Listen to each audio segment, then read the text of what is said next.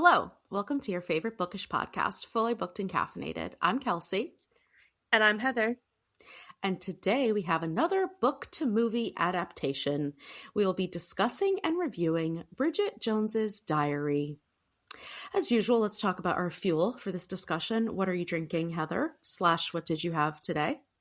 I actually, against my better judgment, went to Dunkin' again this morning, but it was because there was, I guess, a Super Bowl commercial last night about Dunkin', and it gave you the code to get a free coffee today. Oh, nice. Okay. Well, I mean, it doesn't expire today, but it expires this week. I think it was. So I went and I did a coffee with the caramel chocolate syrup, and I got some cold foam on it. But I don't know, like I just said, their coffee's just not doing it for me anymore. I think I don't know, it feels like it's watered down. And it's just not potent enough, and then the syrups just taste kind of off. So do they still have the dark brew or something? The midnight? Yeah. I'm not sure, actually. I don't think so, because I don't think it pops up. I think when it gives me the option to choose a coffee, it's either regular or decaf. Oh, maybe if you did like a regular coffee but then added a shot of espresso. That's a good idea. Yeah, it's worth a try. That too. Only because, oh my gosh, today is February 9th when we're recording this, which means that the brownie batter donuts are almost gone. And now I'm panicking, and I need to go to Dunkin' Donuts every single day until they're gone. I know, I got one. February 15th, they're like, oh, no more. And I'm like, but. Yeah, I got one yesterday. It was tasty. I've only gotten one so far. It was delicious, but obviously that's not enough. I live for this time of year. No, I don't. What am I talking about? Just for this specific reason. Literally just for this. If they had this year round, it wouldn't have the same appeal. So it would not have the same appeal.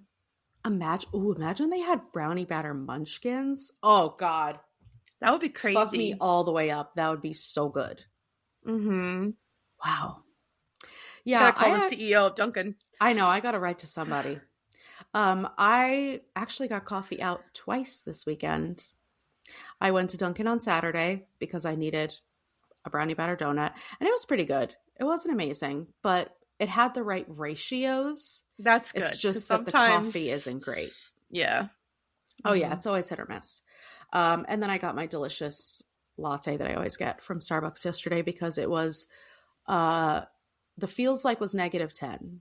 Yeah. So I deserved a little treat. Yeah. I mean, we're finally going to be in the 40s for the next week and a half, but that's like still not beach going to be enough. That's insane. I just need this goddamn snow and ice to melt. Seriously. The cold is one thing, the snow is another. Okay, stop. We're going to spend every episode talking about this goddamn snow. Anywho, cheers. Cheers. Okay, so crazily enough, neither of us had ever seen Bridget Jones's Diary, despite our love for early aughts rom-coms. Exactly. Which is a little shocking, but now we have seen it. So this movie came out in 2001, and it stars Renee Zellweger, Hugh Grant, and Colin Firth, all icons of the rom-coms. Also, watching this, I was struck by the amount of other actors who are in other movies that shaped my childhood. Like, Bridget Jones's dad and her best friend are both in Harry Potter. I know, I clocked that. And Natasha is Mrs. Honey from Matilda. Oh! I love Matilda. I didn't notice that. Yeah. I'm a big Matilda girl. So, budget for this movie was $25 million, and internationally it earned $282 million. Wow. So that's not too shabby. No. Rating on IMDb is 6.8 out of 10. That's Rotten Tomatoes, it's got a 79% from critics and an 81% from users. All right. Yeah. It's the first in a 4-movie series. So this came out in 2001. Then we have Bridget Jones, The Edge of Reason, which came out in 2004. Bridget Jones's Baby in 2016. And Bridget Jones, Mad About the Boy, which came out February 2025. So just a year ago, 24 years after the original, which is a little bit crazy. And it is based on the book by Helen Fielding, which came out in 1999. Now, this is super meta for our episode because the book is loosely inspired by Jane Austen's Pride and Prejudice book. So this is a movie based on a book, which is based on another book, which has also been adapted into many movies. And Colin Firth was in one of them. Yes. We need a bulletin board with a string on it. All right. So I've got the movie description from Letterboxd. All women keep score. Only the great ones put it in writing. Bridget Jones is an average woman struggling against expectations. As a New Year's resolution, Bridget decides to take control of her life, starting by keeping a diary in which she will always tell the complete truth. Her charming boss takes an interest in her, and she cannot stop running into a rather disagreeable acquaintance whom Bridget cannot help find quietly attractive. Quietly attractive. Interesting. Okay, so let's get into the movie. We meet Bridget, who is 32 years old, which I'm just now realizing is 3 to 4 years younger than us. Yes. Wow. Okay. Every year, her mother tries to set her up at the annual New Year's Day party because, of course, being single at 32 is a crime and needs to be remedied immediately. She says her New Year's resolutions are to drink less, stop smoking, and to stop ramble talking, which, spoiler alert, she sticks to none of these. Nope. And she overhears the latest setup man, who happens to be Colin Firth, ruthlessly talking shit about her. Yeah. And she realizes that she needs to get her shit together so she doesn't die alone. Because we all know a woman's worth is directly tied to her desirability and relationship status. Obviously.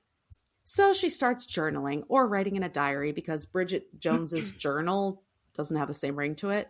But of course, the biggest thing she needs to do is lose weight. I hate it. And apparently in the book, it's even more explicit. Like, specifically 1.5 inches off of her thighs. Don't like that. Yeah. But the movie doesn't stop at that. She actually weighs herself on screen and grimaces. Yeah.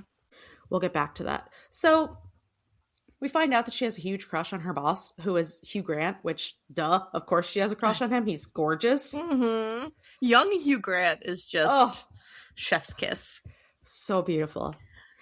Then she gets a scandalous IM from her boss about the size of her skirt, which I was surprised that this is how their story starts. Yes, it's very, like, racy and, like, inappropriate.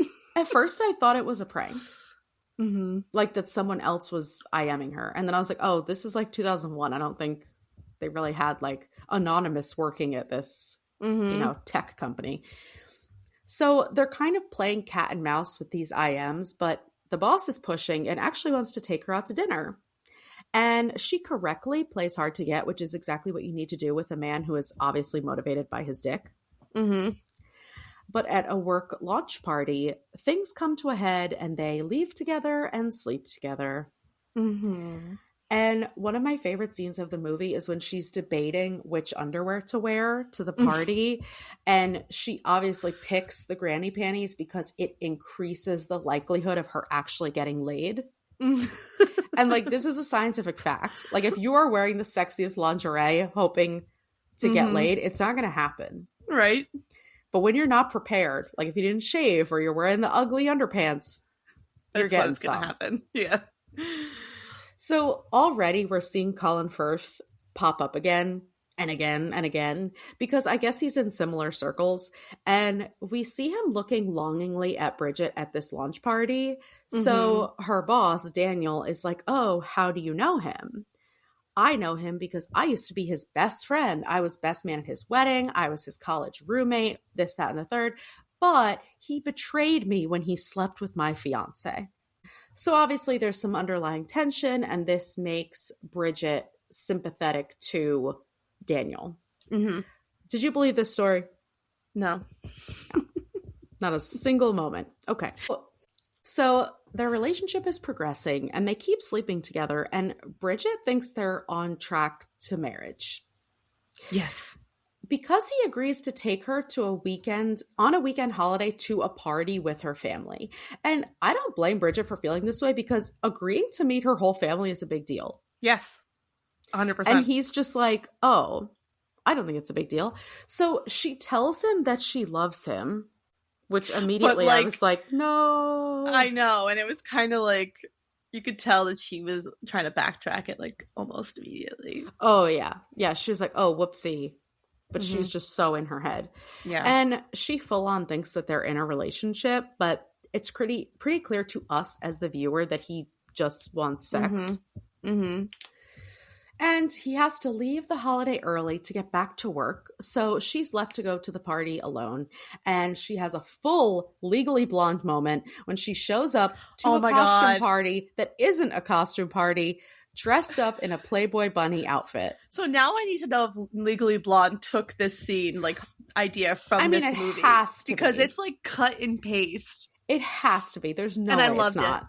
Yeah. I loved it too. You know, I was just like, this is so on brand. But it makes it even more highlighted because it's a day party, just like out in a garden. And she's just in a Playboy bunny outfit. Incredible. So after the party, she goes to Daniel's house unexpectedly and finds a naked woman in his bathroom who is the biggest bitch ever to grace my screen because she says, I thought you said she was thin. Yeah, hated that too. I'm sorry. What the fuck? Like, I understood that this movie had a ridiculous focus on weight, but this part was like, what are you adding to the story? Yes. Besides the fact that, like, Daniel lied about her being thin, quote unquote, even though she is. I don't know. We'll get into that. But so gross and so unnecessary. So anyway, her type is douchebag, obviously, which she does acknowledge earlier in the movie. But as a woman, you know, sometimes we don't trust our judgment. Or we think we can fix them or change them. And spoiler alert, we can't. No. And then Daniel gets engaged to the other woman. Out of nowhere. Out of nowhere. And like apparently, like, they've been sleeping together for a long period of time, but all of a sudden now they're engaged. And the other woman doesn't care that he was sleeping with Bridget, I guess because she's not thin? I mean, I don't know. It's all very, very weird. It was a weird dynamic. There's just a lot of engagements being thrown around is really the point. But good news is Bridget is dealing with this heartbreak differently.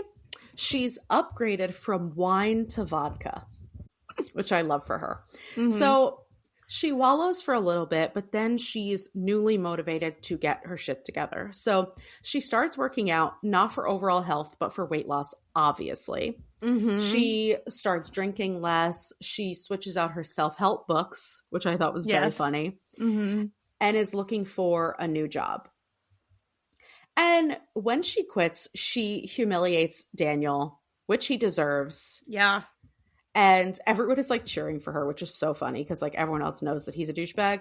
Yeah. But here's the thing, like Daniel isn't a villain because he doesn't want to be with Bridget. He's a villain for the fact that he knew he was handling it incorrectly. Like he literally hid this woman in the bathroom when Bridget came over. So it's not like he could play it off like, oh, we weren't in a relationship. I thought we were both sleeping around. No, he literally hid her. Yeah, he's the villain because he's like a modern day fuckboy. And like, I guess the problem with fuckboys now is that they are too open and aware about it. Like, oh, of course I'm sleeping with other people. We're just talking. We're not dating, blah, blah. At least he was trying to be discreet about it. I don't know which is worse. Both are bad, but men are bad. So moral of the story, men are bad. There's no better. Anyway, so the next time she sees Mark, aka Colin Firth, he tells her that he likes her just the way she is. And she is baffled by this because, of course, he can't like her for who she is without a list of 10 things to change. And this depressed me so much. But we'll get back to that. I do have to point out that when Bridget and her friends are gathering and gossiping and all that, it is so early Sex in the City coded. Yes. Especially like with us getting Bridget narrating, and then the friends have their stereotypical personalities and the way they sit around and complain while clearly fitting into their stereotypes. Yeah. And like, it seems like, oh, that's such like an early 2000s thing. But like, that's how it would be if we had a hidden camera following us and our friends. 100%. And it's just like so funny. Yeah, I agree. So events occur, and Mark ends up at her house on her birthday trying to help her make dinner for her friends. And they have an array of some of the grossest looking food I've ever seen. And these are really good friends because they actually eat this food instead of just ordering pizza. Yeah, they do. Like, I love you, but I'm sorry, I would not. We would be ordering pizza. You wouldn't want to eat be my going out. You don't want to eat my blue soup? Why was it so blue? From the But like, it also didn't string. taste good. No.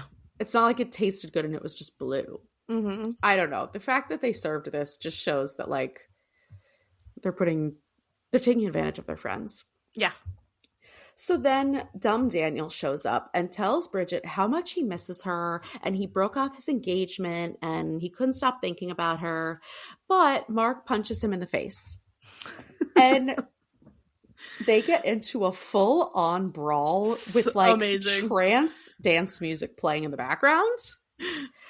And it's obviously a very awkward, uncoordinated fight. They completely destroy this Greek restaurant. They end up going through the fucking window. And Mark wins, kind of. But Bridget doesn't care that he won. She sends him away because basically she's like, you already ruined Daniel's life and now you punched him. How dare? And she runs to Daniel's side and he makes the worst rom-com speech possibly in history. And he says, quote, if I can't make it with you, I can't make it with anyone. Yeah. That's what every woman wants to hear. Exactly. Like, that's what I want to hear when someone is confessing their love. Like, you're the last resort. Yep. So, thank God, Bridget is like, that's not enough for me. I'm gonna go. And leaves Daniel, like, bleeding in the street. Which, like, thank God. I know, I was nervous there. At least, like, she has the wherewithal to be like, I deserve more than that. It must have been those new self-help books that she switched out. So, through some other events, she finds out that, of course, to absolutely no one's surprise at all, Daniel had been lying about what happened between him and Mark. And in actuality, Daniel slept with Mark's wife. And this was the only thing that was holding Bridget back from liking Mark, apparently. So Bridget realizes her mistake and goes to apologize to Mark and tells him that she likes him in the most unconvincing way. Like, the scene was just... I didn't feel the like. You know what I mean? Yeah, I know. I agree with that. But a few minutes later, we find out that Mark is moving to New York for a job and he is engaged to Natasha. Another Plot engagement twists. So many that plot no twists. one saw coming.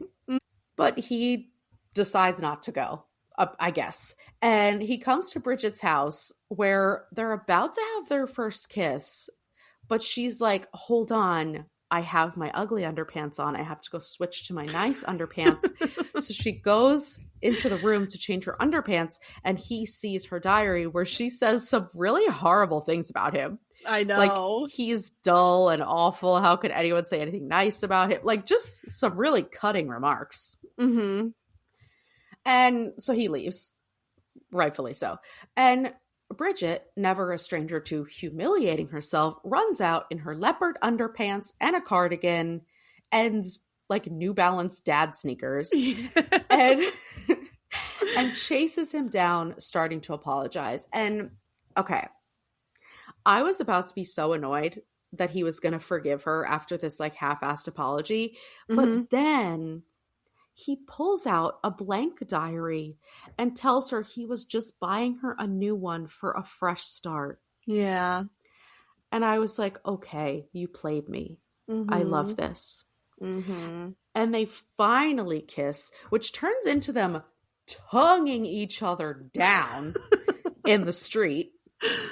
And her and I are different because I would be inside already. It's fucking I know. snowing. What are we doing? She doesn't care.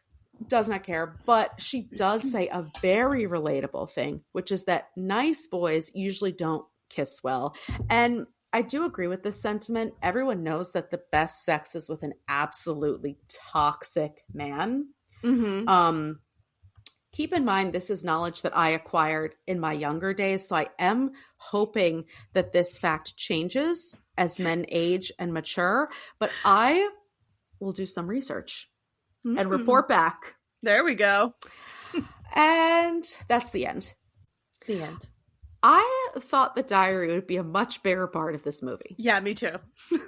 Barely in there. I mean, like, it needed to be in there because of the ending where he buys her a new diary. Mm-hmm. But apparently the book is written entirely in diary form. That's what diary I read. entries. Yes. Mm-hmm. So, Yeah. like, that tracks. Yeah, I was expecting like more kind of diary entry overtones and then scenes of her like, you know, writing in it. And we didn't really get too much of that. Yeah, it was kind of an afterthought, the diary. All right, so who would you have chosen, Mark or Daniel? Oh, I am such like a Colin Firth stan that I would have chosen Mark. It's so hard for me to root for Mark and Bridget when Hugh Grant just like I know oozes sex appeal and chemistry in this movie. Mm-hmm. Like, he just is so magnetic. Mm-hmm. So, well, you know. I mean, I would choose both. Yeah, I wouldn't choose. It's really like that. the point. It's like that new romance trope that's out now. It's like, why choose one? Why choose one when I can have both? Mm-hmm. Do you think that Mark and Bridget would have worked out long term? Mark and Bridget? Yeah. Without all of this happening, or just do I think that they Just would like work out? they end up together at the end. Do you think that they go the distance together? Yeah, because I think that they're both what each other needs. Okay. I'm gonna say no. And we're gonna talk about why I think this, because we have to talk about the absolute train wreck that is dating. So the fact that women feel the need to change themselves, to be more desirable, or to convince someone to love them, which obviously leads to this false sense of security, because as we've discussed on this podcast, once women finally feel comfortable enough to show themselves, or when they trust that their partner won't up and leave once they see all facets of their personality, that's when a lot of men up and run for the hills. Mm-hmm. And I feel like even though Mark told Bridget he loved her just the way she was, he'd never been in a relationship with her. He doesn't know her very well. And I feel like as soon as Bridget showed her true colors to him or trusted him enough to be herself, he would be like, wow, I am too passive of a person to be with you. This is too much. I mean, I can understand where you're coming from, but I think because like he's kind of grown up with her, so he knows her through all facets, maybe not like in depth, but he clearly knows who she is. Which, speaking of, did you see the credits scene? Did you think it was creepy? It was a little bit creepy. I didn't love the young girl just being shirtless. Yes, and the fact that like he's supposed to be 8 at the time. That boy looked older than 8. And he was like kissing her on the cheek and stuff, and I was like, I don't like it. I'm just overly critical. But I feel like the fact, not even the fact of like Mark and Bridget, that's, you know, that I don't know what happens in movie 4. Maybe they're still together with 30 kids. But the point is that it is so hard dating in general because people are so critical of each other, or because of the exposure that we have to other people. So like if you're on a dating app and you can instantly match with like 300 different people, and then you start talking to one person and they say something that you're like, oh, I don't really like that, I'm never going to talk to them again. And it's like, the way that we are able to dismiss people so quickly because of the oversaturation of interaction. Yeah. You know what I mean? And like, I'm saying this as I'm completely the person who would block someone if they said something I didn't like. So I'm, you know, I'm the problem. But I guess the point is like, it's so hard for people even to get to the place where they get to know each other or where they see all sides of one another or where they feel comfortable enough to show those sides of themselves and trust that the response they're getting is genuine. Yes. And it's not just like people pleasing, you know? And okay, what about Bridget's identity? Do you think she has an identity outside of her quest for love? I mean, I guess like I feel like that's kind of like a trick question. Ooh, a trick question. Okay. Because we get to see her throughout in like different points of view, like her with her friends. And like I love who she is when she's with her friends. And like when she's trying to find a new job, I feel like the movie, how it comes across is that I think we're supposed to think of her as this woman who's trying to like conform to what a woman should look like and what a woman should do. And like you have to like be in love and be in a relationship. But then when you see her in different parts of the film, she's just so confident in who she is that doesn't read to me as someone that only has an identity just to like be like a wife. Yeah. I think the problem is that she doesn't take enough time to discover her own identity because when she has all these goals, the only reason for those goals is for the purpose of meeting someone. Yeah. And even every conversation she has with her friends is only about dating and her love life. Her job is a job she doesn't care about at all. She has like no passion about it. And I'm sure that like, well, I'm not sure, but possibly Book Bridget has more of a complex personality and more facets to her. But as far as the movie, like everything, all of her motivations are centered around her finding someone. And it's because she feels like that's the only way to measure her own worth. Yeah, and I still think that that's true though to like this day and age, because I have had friends that would obsess over being in a relationship and you know would consistently date and not give themselves a break just because they feel like they want something that they think that their society makes you think you have to have. And I think it's hard for people to accept the feeling of just being by yourself and being okay with that. Some women can't do that, unfortunately. Yeah. I think a lot of people are very scared of that. And I do think that there are plenty of reasons for that, or like, you know, childhood things that are the reason for that. Like being scared of that and like wanting to have that safety of another person. I am not like that at all. So it's like hard for me to wrap my head around that. Like to put your well-being or your happiness in another person's hands, to me feels like not worth the risk. No, and I think that's like one thing that I've thought about multiple times throughout the past couple years, and being in our like core little friend group that we have now.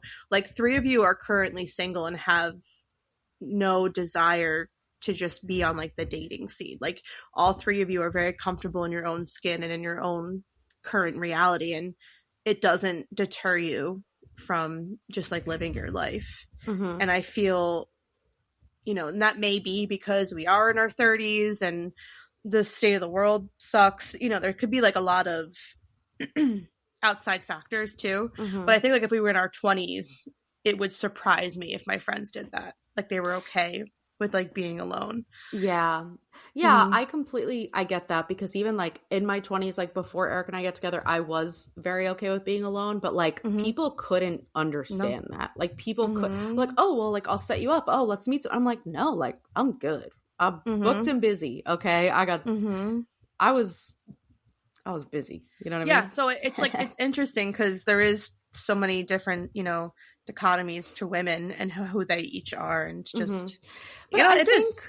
It depends on how you were raised, what you were, there's so many factors that make a person a person. hmm and I think there's something to be said about you can still feel this way even in a relationship. Like you Yeah. are in a healthy and loving relationship, but you have your own personality, your own Yeah. interests, like your own life. And I feel like that's the type of relationship you get in when you've either grown with your partner or when you've been okay being alone before you get into a relationship. Mm-hmm. So it's kind of one of those things like you can't love someone else until you love yourself, Yeah. which like easier said than done, am I right? Mm-hmm. Okay, so that brings me to my next question. Do you think that Bridget is a likable character? I mean, I personally liked her. I know you did. But I just, I just don't, I forgot how much I love like a British rom-com. They're just so, all the characters are always so quirky and so unrealistic to like America's standards. hmm Like there's such a difference. Like I feel like you don't realize it, because then so like we said, I never watched this movie when it first came out. And so I'm almost kind of glad I didn't because I don't think I would have liked it. I like it so much more now being like older hmm because I understand British films now like a little bit more and how they are. But I don't know, I just love how quirky she was. And she was like she's kind of the woman like you want to be if you are in like the dating pool because she just really doesn't give a shit. Like she babbles incessantly and is like, all right, like I did that and that's Yeah. fine. Like she never feels embarrassed or like remorse for like what she said and did. She just kind of like hmm owns up to it. And I can But appreciate then that. she internalizes that embarrassment Mm-hmm. because, like, she is very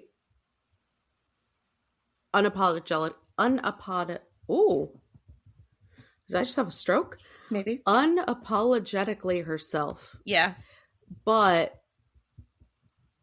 at the end of the day, she still wants to change so much about herself. I And mean, that's why, relatable. I mean, I yes, also, and I think it's probably why I like her too, is because I can see parts of myself in her when I was dating right. and like when I was trying to, because I'm like, this is not new information. Like I was a hopeless romantic and I was a late bloomer and I wanted to have a relationship, you know, and so it's easier to like characters. I think that you can like see parts of yourself in. Oh, 100%. Yeah, I agree with that. I don't know if I would say she's likable, but I certainly have empathy for her because she's responding to the way society has programmed her to measure her worth. Mm-hmm.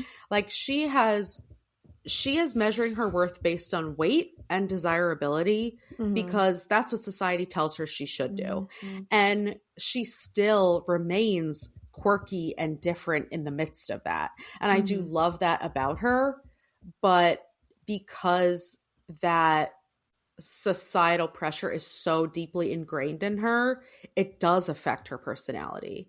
Yeah. And I wouldn't say that makes her unlikable. It's just kind of like I pity her because of it, you know? Yeah. Mm-hmm. I mean, I pity every woman who had to survive through the 90s and 2000s, us included. What was your favorite embarrassing Bridget moment? Oh, probably the fire pole when her ass is just on the screen. I'm like, that's a good ass, though. I'm like, I know, and the fact that that mm-hmm, whole scene where she's coming down the pole, they're like, no, go mm-hmm, back up, and she's trying to climb back hilarious. up the Mm-hmm, pole was so good. I love that whole mm-hmm. scene. Yeah, that was probably my favorite.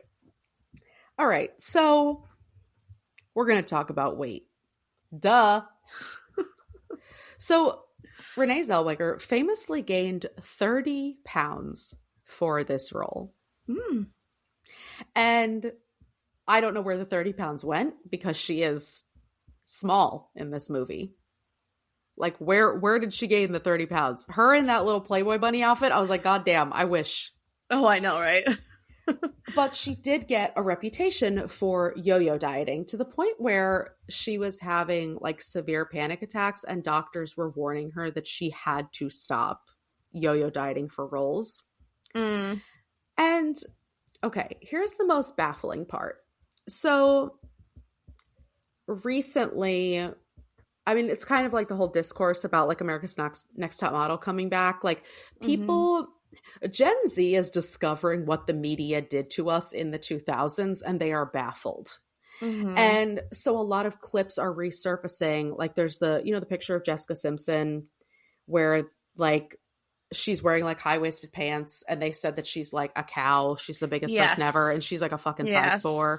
Like, so all of that stuff was coming back up and everyone was like, oh, you don't even know how bad it was. Look at Bridget Jones and Renee Zellweger. Like she was completely, you know, called out for like gaining weight. And like Bridget Jones was supposed to be this huge overweight woman when really she was, you know.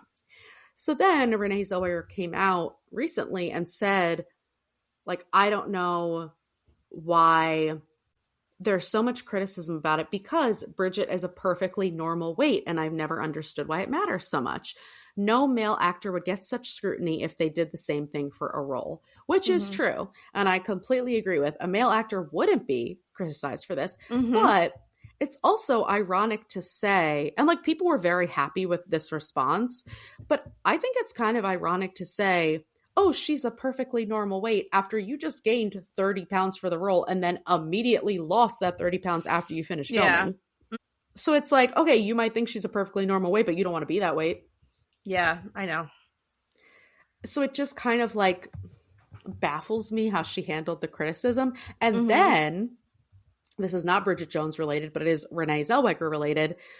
So she kind of like spoke out about how dangerous the yo-yo dieting was and blah, blah, blah. And then she booked a role in 2022 in The Thing About Pam, a TV series. And instead of going back to her yo-yo dieting ways, she wore a fat suit. Yes, I think I knew this. Girl, that is so fucking problematic because like people were pissed, rightfully so, because a plus size actress could have been cast for this role. Instead of her wearing a fat suit. So like the fact that you're trying to be so like, oh, I'm not going to do that crazy yo-yo dieting thing again, but I've still got to be fat. Yeah. It's just like so upsetting. And so it just shows that like as much as she thinks that she's above it, she's obviously not. And like I'm saying she, like I'm not blaming Renee Zellweger. Like this is just the way life is. But you know what I mean? Yeah. And like we've talked about it before, like there's now this resurgence of like being thin and skinny again. And especially because of like the surge of GLP-1s and people, you know, thinking that now my worth is only my weight. And like we always say this, like your weight is not your worth, but you know, it's also hard to accept that, especially if like you've grown up with like balancing your weight and like losing it and gaining it and everything. But you know, it's just unfortunate that we're kind of like trending back to this thin is in mentality. Yeah, and like I think the biggest problem is that we are so able to be easily informed now. Okay, so like in the 2000s we didn't understand why heroin chic was in. We just knew that it was, and everyone wanted to be heroin thin. But the point is, like, now we can really dive into the reasons why. And, like, of course, it's all leading back to this, like, right-wing pipeline of, like, oh, women have to be thin and they have to be exactly the picture of what a man wants. And they have to be, I mean, let's just say it for what it is. They have to look as young as possible. They have to not have curves. They have to look like a fucking 14-year-old girl because that's what men are into. And then they end up in the fucking Epstein files and then they end up running the country. And like, no one is talking about that. We're just talking about how women can't stop eating and women can't control their weight and women like, and always this shit that is stemming from society comes back to what a woman is doing wrong. Mm-hmm. And to your point of like the GLP-1s and all this stuff, like especially celebrities who were seeing, you know, losing ridiculous amounts of weight and promoting all of these GLP-1s and stuff. And like obviously there are people who need this. I'm not knocking it, but like the fact that it's these celebrities promoting it and then women who are watching these celebrities and saying, look, I want to look just like them, or I used to look just like them and now I saw what they look like now and I want to look like that. Yeah, it's a constant battle of trying to embrace who you are in your own skin, but then feeling less than and comparing yourself to what your eyeballs are taking in. Of course. And like, you know, the thing is, like, I personally, I mean, I've struggled with like certain weight issues or like certain eating issues, but never to the extent of a lot of people around me. Like my best friend had an eating disorder. My old best friend had an eating disorder. My mom has had disordered eating for my entire life. Like she's been on Jenny Craig since I was fucking 2 years old. Like I never had anything to the extent of people around me. And I still have issues. I still am completely comfortable with myself and then put on an outfit and I'm like, what the fuck am I doing? Like, so the point of like, I know how confident I am in my own skin and knowing that other women are struggling even more than I am. You know what I'm saying? Like, it's just, it's so upsetting because it never, ever goes away. And the point is that like, we are constantly talking about and thinking about our weight. It is never, even if we're not explicitly saying it, it is never not at the top of our minds. Yeah. Every time we fucking open our mouths to put food inside of it. Yep. And no matter how far we've come, we're still so far behind. Yeah, and I think we always will be. I don't think this is a battle women are ever going to win, unfortunately. No, it's not, because society doesn't want us to fucking win it. And the whole point that we've also talked about a million times is like, we have to keep women down as a society. We have to keep them second guessing themselves. We have to keep them insecure, because if women weren't obsessing over these dumb things, they would be getting all these men the fuck out of the way and running the country. Like this is so inherently patriarchal that it's like not even funny. Like it's not just about fucking losing weight. Agreed. And the point is that like this being one of the most highly regarded rom-coms feels so unbelievable when you look at the fact that a movie like this probably wouldn't get made in 2026. No, and like what there was like something else, was it Cruel Intentions that we talked about, right? With like Devil Wears Prada. Oh, Devil Wears Prada. Yeah, you know, it's so it's just interesting. Like what was so different back then that now when we look at that, I guess it's because there was kind of that movement where women were sick and tired of like the thin is in, and then they were, you know, and then there was the Sports Illustrated model Ashley Graham, I think, was like one of the catalysts to start the new trend of like curves are in, like you don't need to be X, Y, and Z. And so I think like once that happened, Hollywood couldn't necessarily keep pushing that if that's not what was in at the time.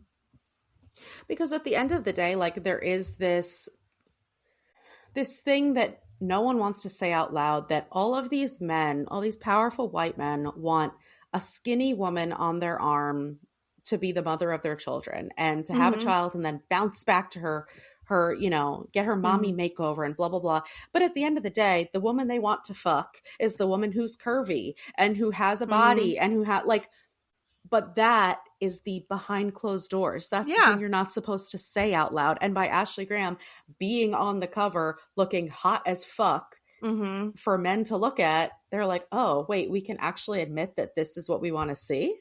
Yeah, and there's like, I don't know if you ever seen or follow the Canadian influencer Alicia like McCarville, I think her name is. She's like a decently plus sized girl, and her husband is like ridiculously ripped and like I have seen very, her and before. so their body types are very different, and she gets so much internet hate, and like he gets so much internet, he's like, why are you with her when you could have anybody? And he has to, and he's very much respectful of her and always stands up for her. And he was like, why does that matter? Like, Mm-hmm. and and it's just like, again, this concept that like weight doesn't make you any less than a person. And it's just what happens. Some people Mm-hmm. can't control it. Some people are born a certain way, like Alona Mayer or Alona, I don't say her Mare. last Mayer.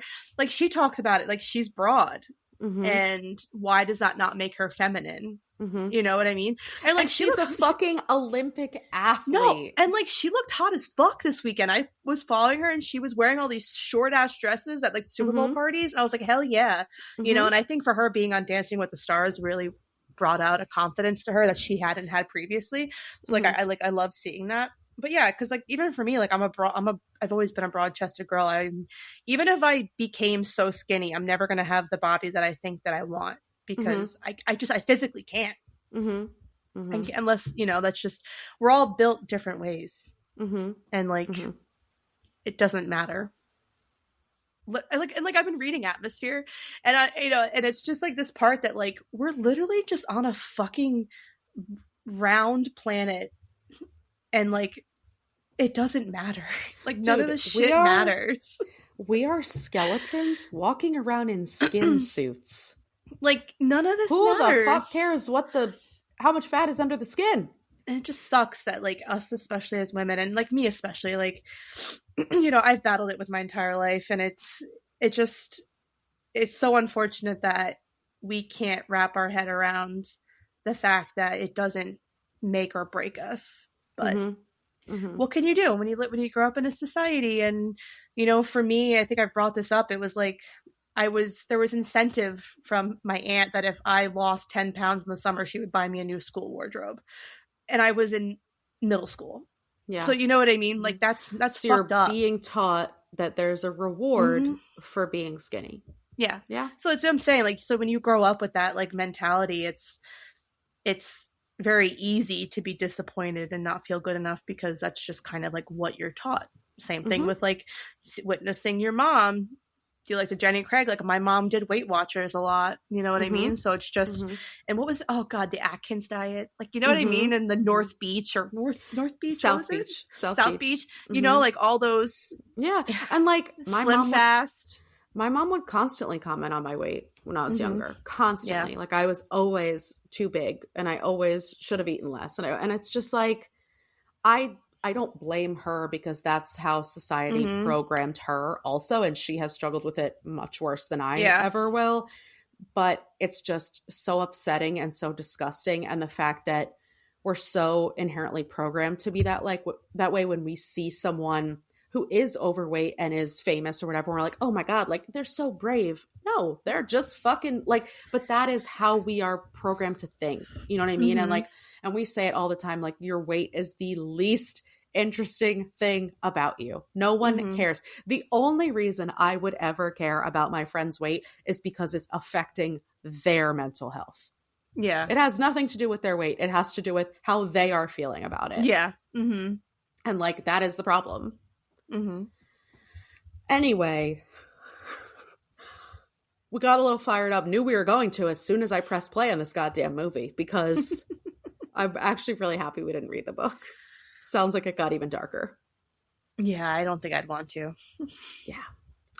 All right, so anything else you want to discuss before we get to our ratings?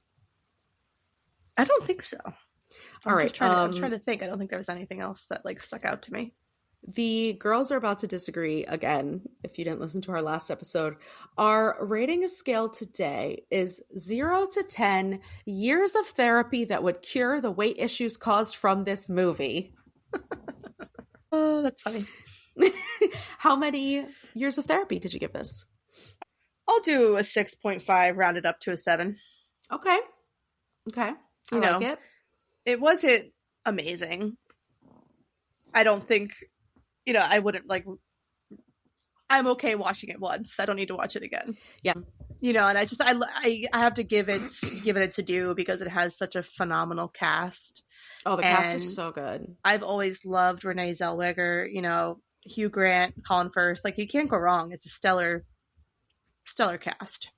But, you know, obviously there was not a lot of plot. There wasn't enough development. Mm-hmm. It just kind of all rolled together and became this movie, and it was a fun ride. Yeah. And it was British, and I love British shit. We really love the do. British. I rated this 4 out of 10, which I felt was being generous. It's not a bad movie by any means. It's just not for me. I didn't feel any chemistry at all between Bridget and Mark. Until they were making out. Like, really? Because I didn't. I did. I just felt like every scene they were together was so awkward, and she was like almost forcing herself to like him because he said that he liked her. Mm. I mean, I got a little more longing from his side. That's what I think I'm more referring to. I think I'm more referring to his point of view than hers. Mm-hmm. It felt like she was settling. Yeah. And I mean, I love that in some ways because like a woman should always be with a man who loves her more than she loves him. Mm-hmm. I'm a real big believer in that. But I didn't love it for the movie. Also, like, I've just felt bad for Colin Firth because, like, he is a very attractive man, but next to young Hugh Grant, he just looks like a random dude on the side of the road. You know what I mean? Yeah. It was tragic. And obviously the obsession with weight and dating just makes me sad. Mm-hmm. So I'm happy we watched it. I probably will never watch it again, and I definitely won't be watching 2 through 4. Yeah, I don't think I will either. Yeah. Maybe if they're on streaming, I'll just pop them on to see what happens with Mark like and Bridget, but I might watch the second one, but I have no interest in the other two. Yeah. All right. Well, that's all we have for you today. More than you asked for, as usual. If you one day we're gonna pick a movie that just has no social context. You know? I feel like that's impossible. It's not gonna happen because you know what? I could find the feminism in anything. No, but really. Everything is a side effect of the patriarchy. So that would be impossible. Anyway, you already know if you're listening to this podcast that that's what you're getting. If you like what you heard, please make sure to follow, subscribe, and rate and review the podcast on whatever platform you're using. If you have any book recommendations or questions for us, you can email us at fullybookedcalfpod@gmail.com. Also, be sure to follow us on TikTok and Instagram at fullybookedcalfpod to see our upcoming reads. Thanks for checking us out. And remember, if you need us, we're fully booked. Bye.